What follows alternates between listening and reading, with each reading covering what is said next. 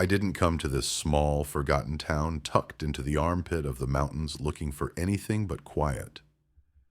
I certainly didn't come here looking for love. My life in the city had been a symphony of noise and expectations, a constant, grinding performance I had grown too weary to continue. Here, the only expectation was that I keep my yard tidy and not let my trash cans overflow. It was a contract I could happily fulfill. My days were a placid river of routine. Coffee, writing, a walk through the pines, more writing, a simple dinner, reading. The solitude was a balm, a thick protective blanket I wrapped around myself. My house was at the very edge of town, the last outpost of civilization, before the wilderness took over completely.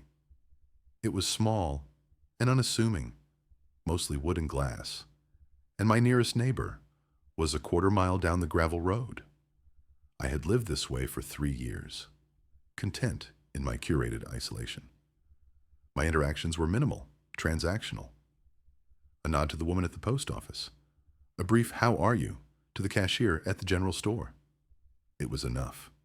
It had to be. And then there was him. Wes.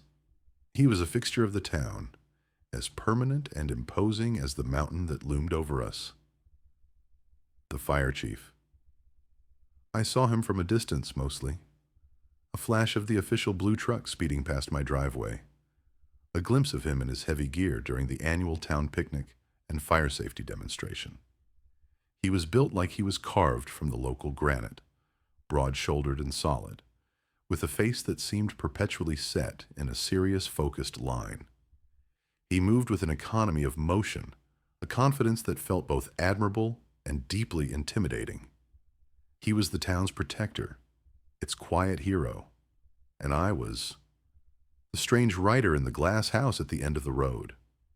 We were two different species. He was action, I was observation. He was tangible reality. I was abstract thought. The distance between us wasn't just physical. It was elemental. A chasm I had no desire or courage to cross. But I observed. It was what I did. I noticed the way his dark hair curled at the nape of his neck when he took his helmet off. The network of fine lines that fanned out from the corners of his eyes when he squinted into the sun. I saw him one afternoon at the store, patiently explaining to old Mr. Henderson why his smoke detector kept beeping, his voice a low, calm rumble that was at odds with his formidable presence. This observation was a secret, a harmless indulgence. A story I wrote only for myself. He was a character in the periphery of my life, a compelling but unreachable figure. It was safer that way. My heart, a skittish thing I kept locked in a very small cage, was not equipped for men like Wes. Men who felt as real and as dangerous as the fires they fought. The status quo was my fortress, and from its walls, I could watch him without any risk of getting burned. The summer had been dry, dangerously so. The air was thick with the scent of hot pine and dust. Every day, the sun beat down with a relentless, punishing heat, bleaching the sky to a pale, washed-out blue. The radio crackled with warnings. Red flag days. A ban on all open flames. There was a tension in the air, a sense of holding one's breath. The forest was a tinderbox, waiting for a spark. The spark came on a Tuesday. A lightning strike, they said later. A dry, angry bolt from a cloudless sky. I was at my desk, lost in a sentence, when the smell first registered. Not the familiar scent of hot pine, but something acrid and sharp. Smoke. I stood up, my chair scraping against the floorboards, and went to the large window that overlooked the woods. A plume of gray was rising above the ridgeline, thick and ugly against the pristine blue. My stomach went cold. It was close. Too close. The next few hours were a blur of organized chaos. The distant wail of sirens grew into a constant, frantic scream. The single road into town was clogged with fire trucks and emergency vehicles. A sheriff's deputy, a young man with a pale, sweaty face, came to my door and told me to be ready to evacuate. I packed a small bag with a numb, mechanical efficiency. Laptop, manuscripts, a change of clothes, the few photographs I kept on my mantelpiece. What do you save when your whole life feels disposable? The smoke thickened, turning the afternoon sun into a sickly orange smudge. Ash began to fall, like a soft gray snow, coating the deck, the windows, my car. The world was ending in silence and soot. I stood on my porch, the useless bag at my feet, and watched the monster creep closer. The roar of it was a living thing now, a hungry beast devouring the forest I had come to love. And through the smoke and haze, I saw him. Wes. He wasn't in a truck. He was on foot, moving with that same terrifying purpose, his yellow coat stark against the darkening woods. He was coordinating his team, his voice cutting through the noise, sharp and clear. He was walking the line, the space between my home and the fire's edge. He was the wall. Hours passed. The sky turned from orange to a hellish, glowing red. The fight was happening just beyond my property line. I could hear the crackle of flames, the crash of falling trees, the shouts of men. I felt utterly helpless, a spectator at my own potential ruin. My carefully constructed world of quiet and routine was being consumed by fire, and there was nothing I could do but watch. It was well after midnight when the tide finally turned. The wind shifted. The roar began to subside, replaced by an exhausted, sputtering hiss. The immediate danger had passed, but the world was scorched. The air was a toxic soup of smoke and chemicals. My house, though still standing, was right in the fallout zone. A figure emerged from the smoky darkness, walking slowly toward my porch light. It was Wes. He looked like a man who had been to war. His face was black with soot, except for the pale tracks where sweat had run down his temples. His coat was singed and dirty. He moved with a weariness that seemed to settle deep in his bones. He stopped at the bottom of my steps and looked up at me. His eyes, clear and startlingly blue in his blackened face, found mine. "It's out," he said. His voice was raw, raspy. "The line held. Your place is safe." Relief washed over me so intensely my knees went weak. "Thank you," I breathed. The words felt ridiculously small. He just nodded, his gaze still locked on me. "You can't stay here tonight, though. The smoke's too bad. Power's out, too. We had to cut it." He ran a hand through his hair, leaving a smudge of soot. "The motel in town is full up with other evacuees." He paused, and in that moment the professional facade seemed to crack. He looked not like the fire chief, but just a man. A very, very tired man.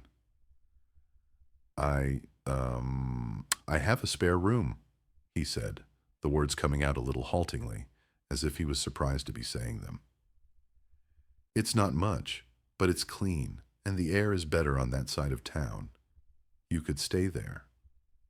My brain struggled to process the offer. Me, in his house. The thought sent a jolt of something that was equal parts panic and a strange, forbidden thrill through my system.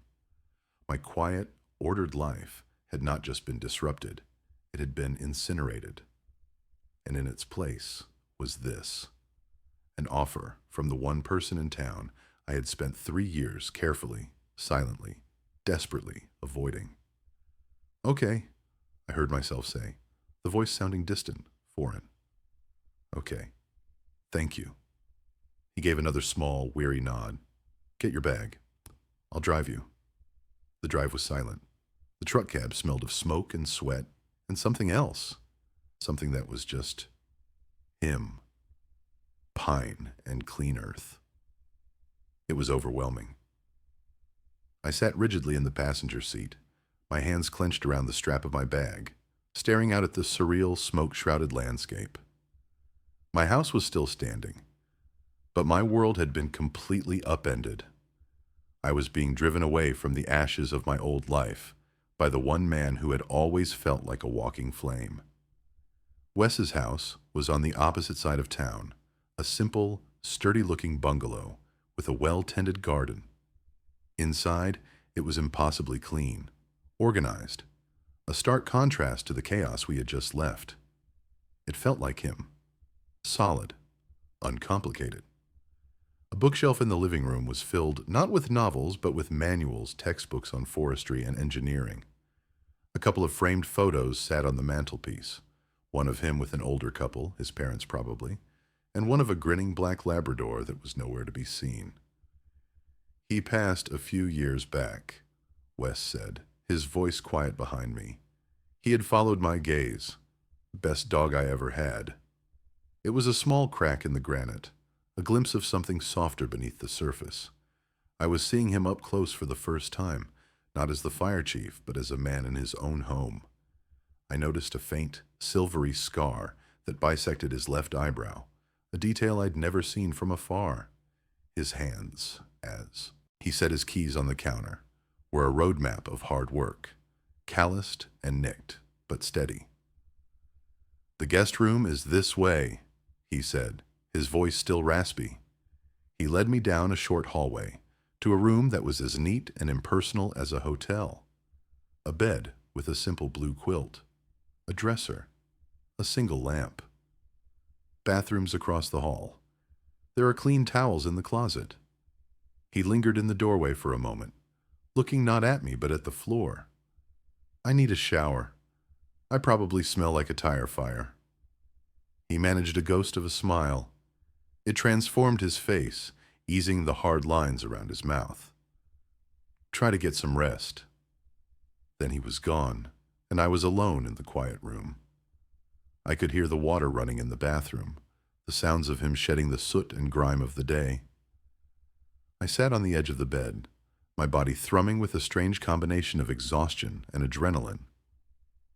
My house was safe. I was safe. And I was in Wes's house. The absurdity of it was staggering. The man who populated my quiet daydreams, the untouchable town hero, was showering just a few feet away. After a while, the water stopped. I heard him move around, the soft thud of a drawer closing. I should sleep. I was bone-weary. But my mind was a frantic hornet's nest of thoughts. I replayed his offer, the look in his eyes through the soot, the quiet admission about his dog.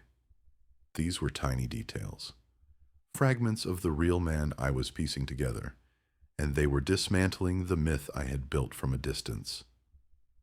A light knock came at the door. I stood up quickly, my heart giving a stupid, hard thump against my ribs. "Come in." Wes stood in the doorway, wearing a plain gray t-shirt and worn jeans. His hair was damp, curling slightly at the ends. His face was clean, scrubbed raw in places, and the exhaustion was even more apparent now without the mask of soot. He looked younger, more vulnerable. He was holding 2 mugs. "I made some tea," he said, his voice a little clearer now. "Thought it might help you sleep." He held one out to me, and then it happened. As I reached for the mug, my fingers, clumsy with fatigue, brushed against his. It wasn't a lingering touch. It was a brief, fractional contact, the rough, calloused skin of his knuckles against the back of my hand. But a jolt went through me, sharp and hot as a live wire. It was as if all the ambient electricity in the air had concentrated in that single point of contact. My breath hitched. Heat flooded my face. I pulled my hand back as if I'd been burned, nearly dropping the mug. "Sorry," I mumbled, my gaze fixed on the floor. My heart was a frantic, trapped bird beating against my sternum. It was nothing. It was less than nothing. An accident. But my body didn't care about logic. It was humming with the aftershock, a tingling warmth that spread up my arm and settled deep in my chest. "No, my fault," he said. His voice was low. I risked a glance up at him. He was looking at his own hand, then back at my face, his expression unreadable. Did he feel it? Impossible. It was just me, my stupid, overactive imagination, my touch-starved system overreacting to the simplest human contact. "Thank you for the tea," I said, my voice tight. I needed him to leave. I needed to be alone so I could short-circuit in peace. He just nodded, but he didn't move. He stood there in the doorway, the empty space between us suddenly feeling charged, dense. The silence stretched, filled only by the hum of the refrigerator from the kitchen. It was no longer a comfortable silence. It was a physical weight. "The reports," he said suddenly, breaking the tension. "I have to write up the initial reports on the fire tomorrow. For the county." He rubbed the back of his neck, a gesture that seemed habitual, weary. "I hate that part. I'm good with the hoses, not the words." I saw an opening, a way to be useful, a way to recalibrate this strange new dynamic between us. "I'm a writer," I said quietly. "It's what I do. I could help you, if you want, just to organize your thoughts, or check the phrasing." He looked at me, really looked at me, and a flicker of surprise crossed his face, followed by something else. Relief. "You would do that?" "Of course," I said, a little too quickly. "It's the least I can do. You saved my house." "It's my job," he said, but the dismissal was half-hearted. He looked down at the mug still in his hand, then back at me. "Okay. Yeah. That would be great, actually." For the first time since I'd met him, he looked like he was the one off balance. The confident fire chief was gone, replaced by a man who was grateful for an offer of help with paperwork. The power dynamic, which had felt so skewed, so intimidating, had suddenly leveled. I wasn't just the displaced victim he was sheltering.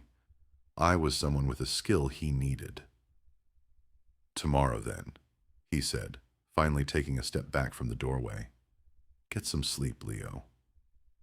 He used my name. I was sure I hadn't told him what it was. He must have heard it from the deputy, or seen it on a mailbox. But hearing him say it, the single syllable, soft in his low voice, felt shockingly intimate. "You too, Wes," I whispered to the empty hallway, after he'd gone. I didn't sleep.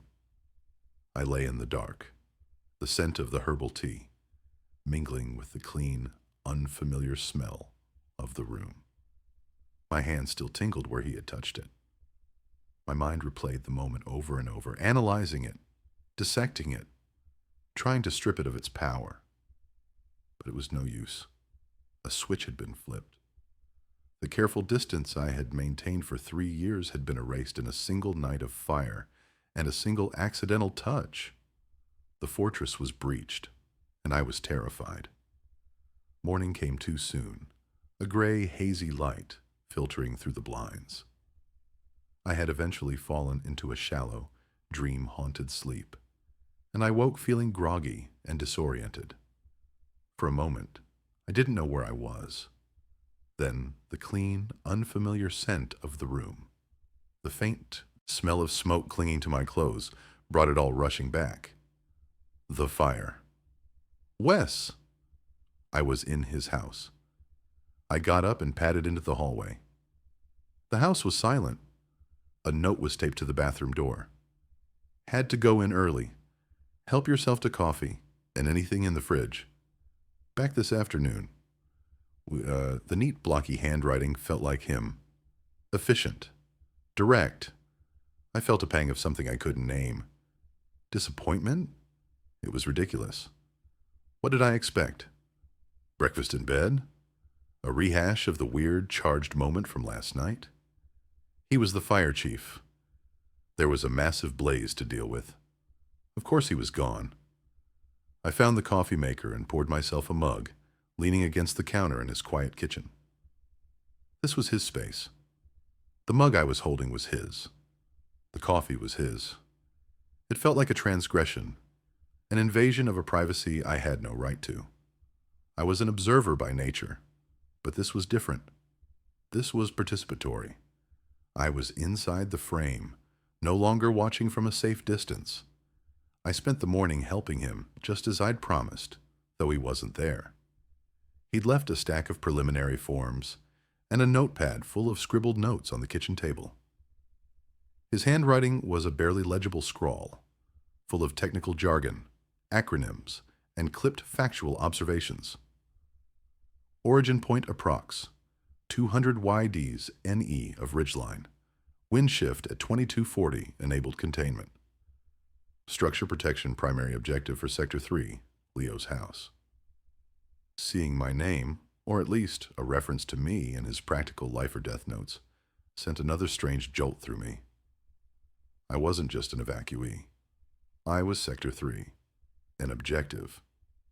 It should have felt dehumanizing, but somehow it didn't.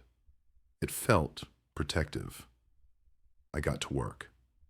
I took his chaotic notes and began to structure them into a coherent narrative. I translated the jargon into clear, official language. I wasn't writing fiction. I was shaping reality, his reality, into a form that others could understand. It felt good. It felt useful. For a few hours, I could forget my own anxieties and focus on this tangible task. I was in my element, manipulating words, creating order from chaos. It was a mirror of what he did with fire. He came back in the late afternoon.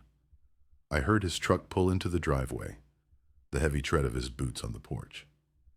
He walked in, looking even more tired than the night before.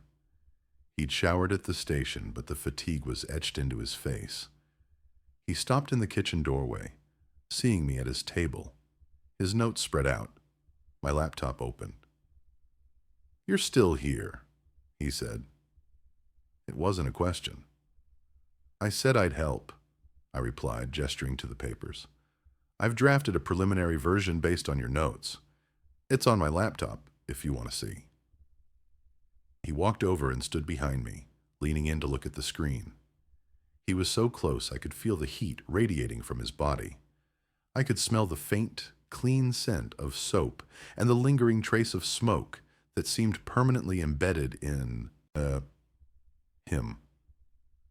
I held my breath, my fingers frozen on the keyboard. My entire world narrowed to the space he occupied behind me, the sound of his breathing, the sheer physical presence of him. "This is," he said, his voice a low rumble next to my ear. He scrolled through the document. "This is perfect. It's clear. It makes sense." He straightened up. "How did you do that?" "It's just words," I said, trying to sound casual, though my heart was hammering. "I just put them in the right order." "No, it's more than that," he said, moving to sit in the chair opposite me. He looked at me across the table, his blue eyes intense. "You made it make sense. Thank you, Leo." There it was again. My name. This time it felt less like an accident and more like an anchor. We sat there for a moment, the stack of his messy notes and my neat, ordered document between us like a bridge. "I checked on your place," he said, his voice softening. "The air quality is better. The power should be back on by tomorrow morning. You could probably go home then." The words landed like a punch. Go home. Back to my empty house, my solitary routine. The thought, which just 2 days ago would have been a profound relief, now filled me with a hollow dread. The blanket of my solitude suddenly felt thin and cold. I didn't want to go. "Oh," I said, my voice small. "Good." His gaze didn't leave my face. He was watching me, his expression searching. It was that look again, the one from the night before, but this time it was clearer, more focused. It was a look that saw more than I was comfortable with. The evening descended around us, the light outside turning a soft, bruised purple. Neither of us suggested turning on the lights. We sat in the growing dimness of his kitchen, the silence stretching, but it wasn't the anxious, charged silence of the night before. This was something else. Softer. More questioning. "I've seen you around," he said, his voice quiet, breaking the stillness. "For years. At the store, walking on the old logging road." My breath caught. He had noticed me. The observer had been observed. "You're always separate," he continued, searching for the right word. "In your own world. I never knew how to approach you. Didn't want to bother you." This was the confession. Not a grand declaration, but something quieter, more vulnerable. An admission of his own uncertainty. The granite was cracking all over. The strong, silent man was admitting he didn't know what to say. "I'm not bothered," I whispered, the words feeling huge in the small space. "I'm just quiet." "I know," he said. He pushed his chair back and stood up, walking around the table until he was standing beside me again. He didn't say anything. He just stood there, a tall, solid shadow in the twilight. My heart was a frantic drum against my ribs. What is he doing? What do I do? Then, slowly, as if testing the air, he reached out and placed his hand on my shoulder. It wasn't an accidental brush. It was a deliberate, gentle pressure. The fabric of my shirt was a useless barrier against the warmth of his palm, the solid strength in his fingers. The touch was a question, a statement.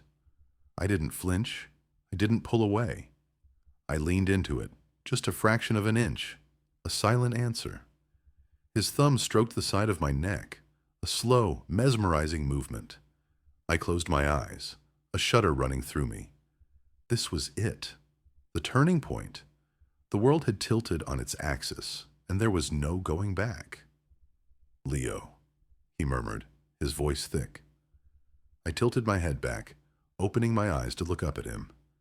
His face was inches from mine, his expression a mixture of uncertainty and a deep, raw wanting that mirrored my own.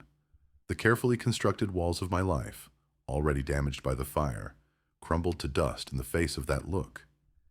He lowered his head, slowly, hesitantly, giving me every chance to pull away. I didn't. I couldn't. I met him halfway, rising slightly from my chair. The first touch of his lips was soft, questioning.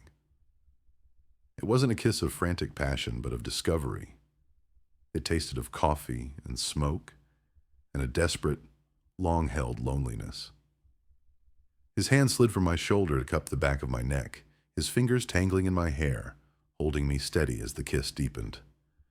My hands came up to rest on his chest, feeling the solid muscle beneath his shirt, the steady, heavy beat of his heart. It was slow and honest, and it felt more real than anything I had ever known. All the unspoken things, all the distance, all the fear, melted away in the quiet intimacy of his kitchen. The fire outside was out, but in here, in the space between us, something new and infinitely more dangerous had just ignited. And for the first time in my life, I wasn't afraid of getting burned. I woke with a start. The light in the guest room was the flat, unforgiving gray of early morning. For a disoriented second, I reached out, expecting to find the warmth of another body beside me. The sheets were cold. I was alone. The memories of the night before flooded in, a tidal wave of sensory detail. The taste of him, the rough texture of his jaw against my skin, the low sound he'd made in the back of his throat when I'd finally kissed him back with equal fervor. We hadn't gone much further.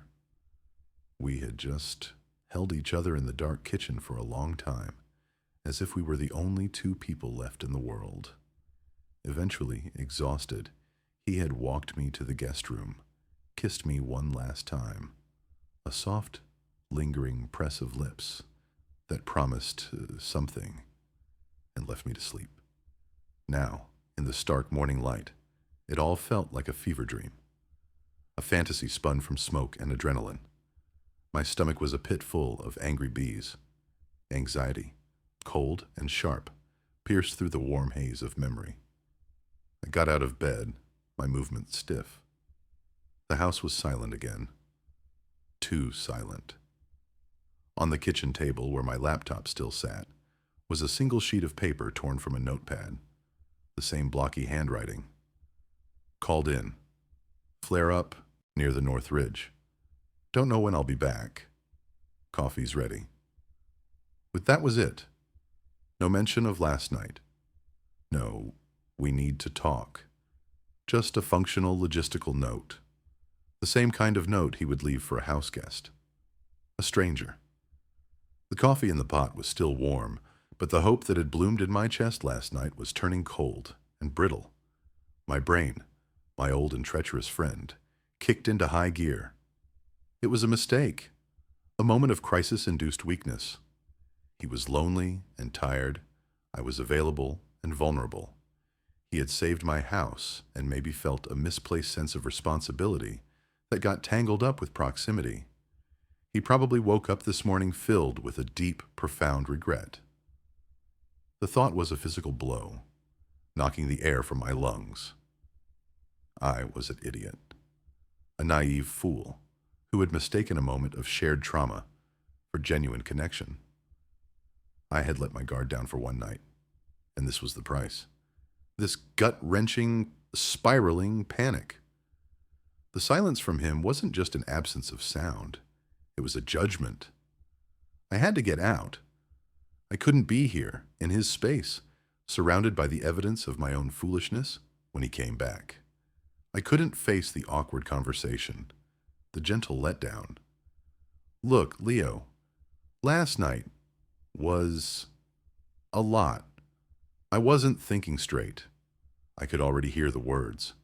My meticulously guarded heart, which I had so recklessly offered up, would be handed back to me with a polite, pitying smile. I packed my small bag with frantic, jerky movements. I folded the quilt on the guest bed. I washed my coffee mug and put it away, trying to erase any sign that I had been here, that I had hoped for something more. I took a last look around the quiet, orderly house that had, for a brief moment, felt like a sanctuary. Now, it felt like a trap. My own house was a mess, but it was my mess. The air was still thick with the smell of cold smoke, a smell I now associated with the taste of Wes's kiss. The irony was not lost on me. I opened all the windows, letting in the cool morning air, trying to flush out the ghosts. The power was back on, as he'd said it would be. The refrigerator hummed back to life, a mundane sound in the wreckage of my emotional landscape. I spent the day in a frenzy of cleaning. I scrubbed the soot from the windowsills. I wiped down every surface. I tried to scrub away the memory of his hand on my neck, the feeling of his lips on mine. But it was useless. The solitude I had once cherished now felt like a punishment. The quiet of my house was no longer peaceful. It was empty. It was an absence. Every time a car passed on the main road, my head would snap up, my heart lurching with a sick mix of hope and dread. He didn't call. He didn't text. The hours crawled by, each one a fresh confirmation of my fears. By evening, I had resigned myself to it. It was over before it had even begun. I had flown too close to the sun, and now I was back on the ground, my wings scorched, my old lonely life waiting to reclaim me. I was just the writer at the end of the road again. Sector 3. An objective that had been secured. Mission accomplished. I was sitting on my porch as dusk settled, nursing a glass of whiskey and a bruised ego, when the headlights cut through the twilight. A familiar blue truck. It slowed, turned into my driveway, and stopped. My heart seized. It was him. Wes got out of the truck. He looked like he had been through another circle of hell. He was covered in a fresh layer of dirt and soot. his face grim with exhaustion. He didn't move toward the house, just stood by his truck, his hands shoved into his pockets, looking at me. I didn't move. I couldn't. I just sat there, my knuckles white around my glass, my carefully constructed wall of cynical resignation crumbling with every second he stood there. Finally, he walked toward the porch, stopping at the bottom of the steps, in the exact same spot he had stood 2 nights ago. "You left," he said. It wasn't an accusation, just a flat statement of fact. "The power was back on," I said, my voice betraying none of the turmoil inside me. "I figured you'd want your house back." He shook his head, a small, weary movement. He looked up at me, and in the dim light I could see the profound exhaustion in his eyes, but there was something else there too. A flicker of hurt, of regret. "That's not what I wanted." He ran a hand over his face, smearing the grime. "Look, I am so bad at this," he said, the words a low, frustrated rumble. "I'm good at fires. I know the protocols. I know what to do. You. I don't know what to do. I woke up this morning, and you were on my mind, and then the call came in, and I had to go. And all day, up on that ridge, all I could think about was that I'd messed it up, that I'd panicked and left you with a stupid note. And you would think—" He trailed off, gesturing vaguely with his hand. "That you regretted it," I finished for him, my voice barely a whisper. "Never," he said, the word sharp, emphatic. He took a step up onto the porch, then another, until he was standing in front of my chair. "Leo, the only thing I regret is not being able to stay this morning. The only thing I regret is not calling." I didn't know what to say. "Hey, sorry, there's a forest fire, but I can't stop thinking about kissing you." A laugh, sharp and unexpected, escaped my lips. It was a sound rusty from disuse.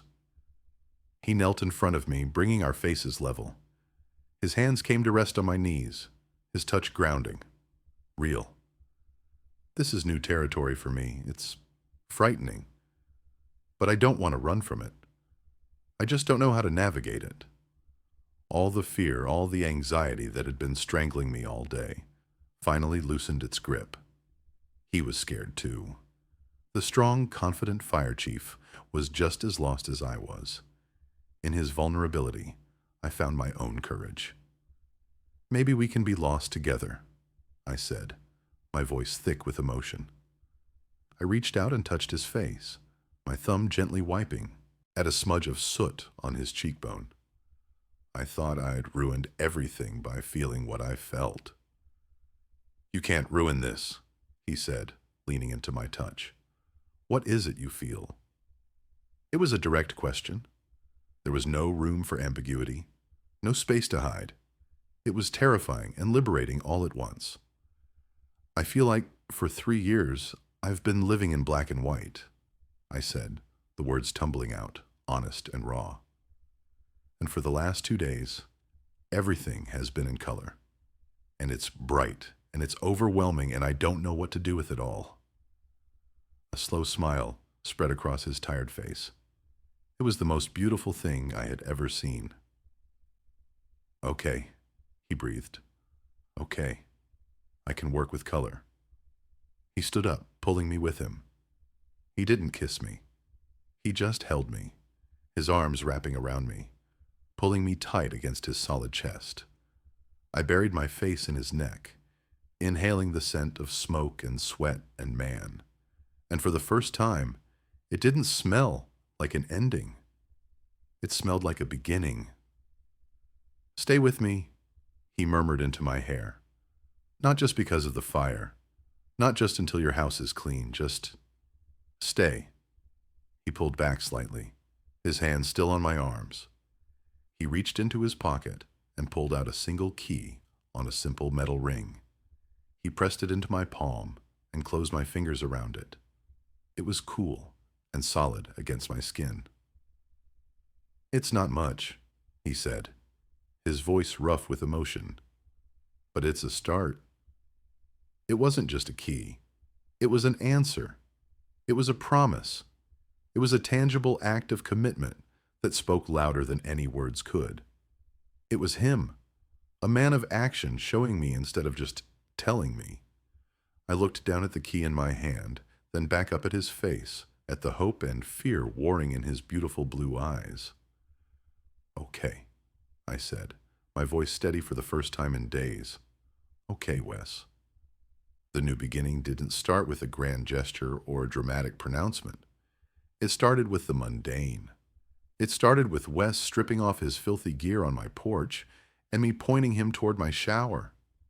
It started with me making a simple dinner of pasta while he washed away the day, and us eating together at my small table, the windows open to the now safe, pine-scented night. We talked about everything and nothing, about his childhood in this town, about my chaotic life in the city, about his frustration with bureaucracy, and my struggles with a stubborn chapter in my book. It was easy. The chasm that I had perceived between us was an illusion, a fiction I had written myself. Up close, we were just two men, finding our way in the dark.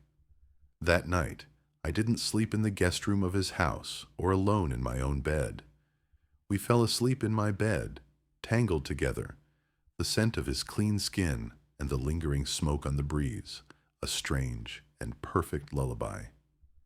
There was no anxiety, no morning after dread. I woke up in the middle of the night, and he was there, solid and warm beside me. I listened to the steady rhythm of his breathing and felt a sense of peace so profound it almost hurt. The days that followed settled into a new routine, a shared routine. I'd wake up in his arms, and we'd make coffee together in my kitchen, our movements a clumsy but endearing dance in the small space. He'd go to work, and I'd write, the words flowing more easily than they had in years. I was no longer writing from a place of detached observation. I was writing from the center of a life being lived. I stayed at my house, but his key lived in my pocket. Some nights he stayed with me, some nights I stayed with him. His sterile house began to soften around the edges. One of my books appeared on his nightstand. I left a toothbrush in his bathroom. We were slowly, carefully, merging our two separate worlds. One Saturday, we worked in his garden, pulling weeds and turning over the soil. My hands, usually stained with ink, were covered in dirt. Wes was in his element, explaining the different plants to me, his voice full of a quiet passion I'd never heard before. He stopped at one point, wiping a streak of mud from my cheek with his thumb, and just smiled. It was a simple, domestic moment, but it was shot through with a rightness that resonated deep in my bones. Looking back, my life before the fire seems like a different existence, lived by a different person. I had built a fortress of solitude, believing it would keep me safe. I thought safety was the goal. I was wrong. The goal was to live, to feel, to risk. The fire was a destructive, terrifying force, but it was also a crucible. It burned away the non-essential, the fear, the isolation. It cleared the ground for something new to grow. Wes was the plot twist I never saw coming. He was the disruption to my carefully ordered narrative, the hero who walked out of the smoke not just to save my house, but to save me from the quiet, lonely life I had mistaken for peace. He didn't just put out a fire, he lit one in me. A fire that didn't destroy, but warmed. A fire that illuminated the path to a truer version of myself. A man brave enough to step out from behind the glass and finally live